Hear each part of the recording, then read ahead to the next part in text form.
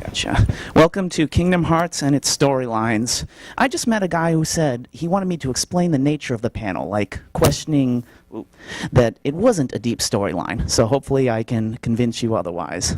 But I know Oogie Boogie already knows everything, so let's see if we can start here. Oh, wait, I forgot the most important thing. Try not to look again.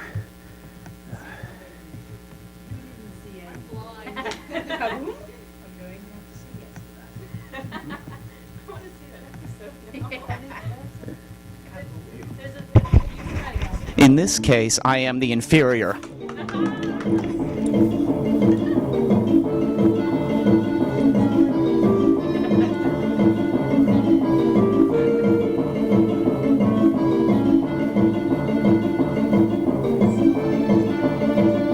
It's off a bit.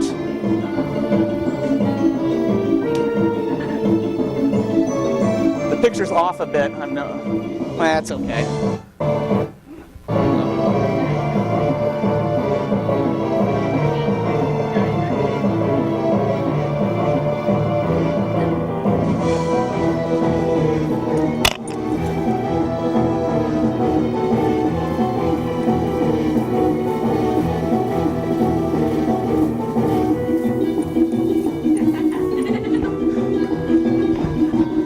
We all love Yoko's music. I'm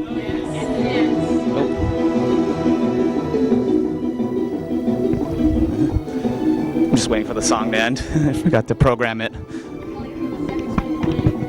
How am I doing so far? I get like a C minus? So far, C. Okay. Normally I program the song so it only plays the length of the stump, but I forgot to do it. Yeah. Okay, it's ending now. Let's move on.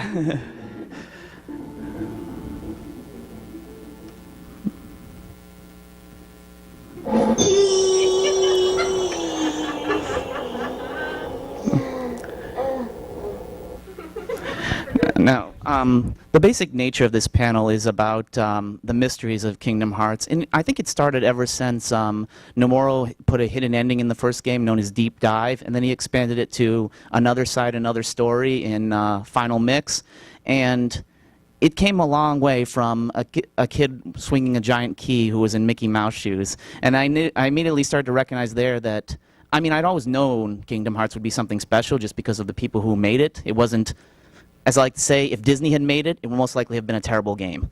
Like, yeah, but we had veteran RPG developers from Japan. This was not the first crossover they had ever done. They released a game in 1996 called Super Mario RPG, so it really was just a different property. If they could do it with Mario, why couldn't they do it with Disney?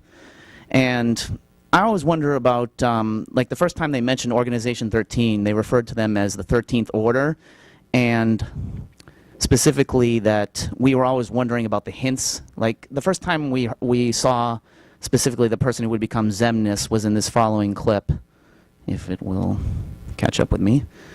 Yeah. Oh, actually, this is something else first. I need to rehearse more. And this is spoiler. Pretty intrigued by this Sora kid. Are you telling me you're not, Larxene?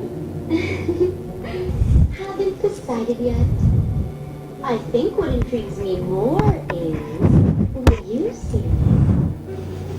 There was a time he became a Heartless, and if one becomes a Heartless, They lose their minds and their feelings. They're consumed by the darkness. right, but not Sora. He held on to his feelings even as a Heartless. And there's only one other man who's been able to do just that. Yeah. Who is he referring to, Axel, right there? Has anybody played Birth by Sleep? Yeah. Now a lot of people argue with me and they say no. Hello? Hello? Yeah. They tell me that he is not meant to be referring to Terra. Now I think Nomura has shown instances where he does think ahead far, and times where he entirely just makes stuff up. So, for the benefit of the doubt on him, I'm going to say that he's referring to both Xemnas and Terra in this case. Especially you, who knows who ultimately Terra is. Oops. I read a spoiler about it, and I just wanted to know, What do you think of Birth by Sleep? Do I have to hold it? Talk. Um, I like how it just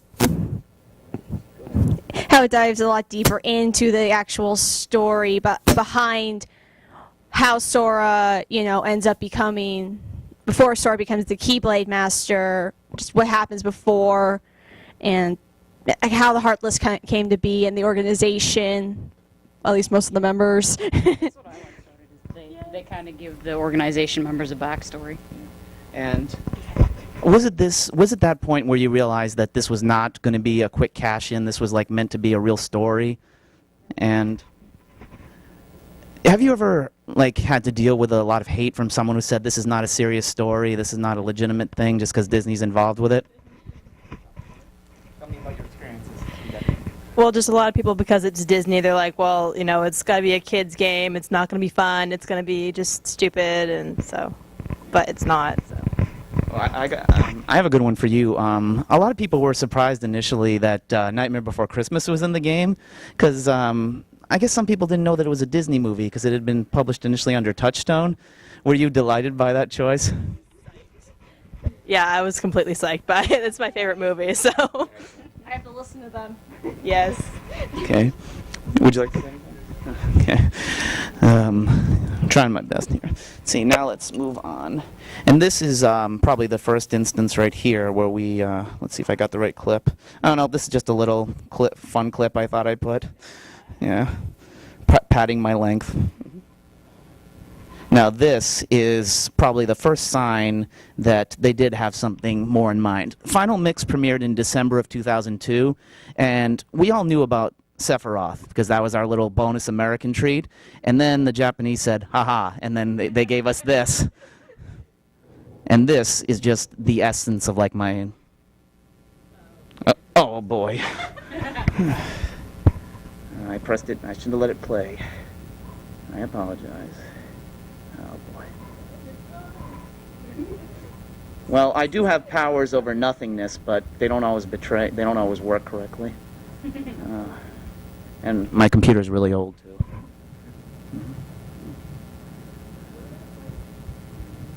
Okay. I can't rush myself, I forgot to turn the music off. Boy, this is gonna be, It makes it more fun, the fact that it's random. Right. I'm going to call this cinema verite. It's like real life, I'm not a filmmaker. Probably this more than anything. Just when I first saw it, I knew that they were going for something deep because this was... let's let it play.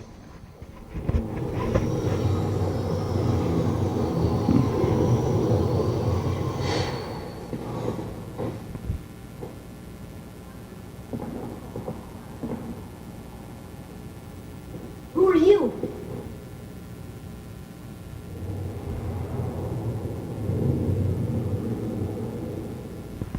A young Sam? Why is that?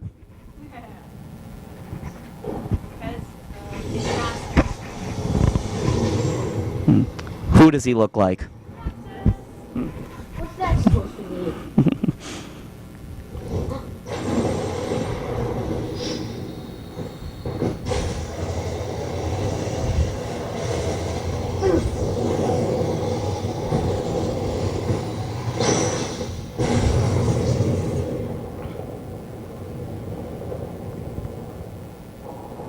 When did the English come out? I've only ever seen the Japanese.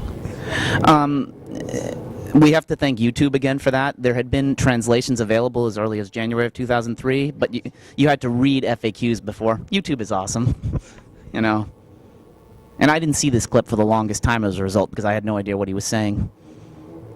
And I got a question about this particular scene because this is an example of where Nomura kind of makes it up as he goes. But this is Kingdom Hearts Final Mix.